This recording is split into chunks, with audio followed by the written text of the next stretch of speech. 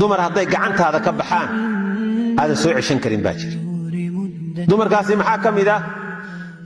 waxaa ka mid ah koow, gabar intaad mehersatay adoo aan u galmoonin aad furtay ma soo ceshan kartid. hadda waxaan sheegayaa dumarka aadan haddaad furto soo ceshan karaynin. kow waxaa ka ah waad mehersatay adoo aan mara ka rogin oo u galmoonin baad sii daysay. alla waa ku furay anoo ma is arage na horta bal aynu isdhadhaminoo ku soo ceshado ma soconayso. ilaahay gacantaada waa ka bixiyey. fasakha tii iyaduna la fasakhay ma soo ceshan kartid.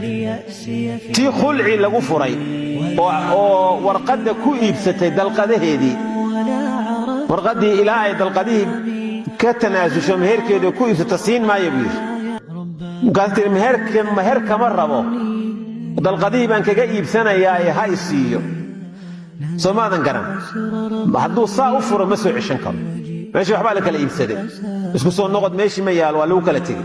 waxaa la mid ah saddexdii dalqadood hadday kaa dhammaadaan maxaad soo ceshataa? gacantu waa madhan tahaybe, saddexdii horey kaaga tageen, soo ceshi male iyaduna weya.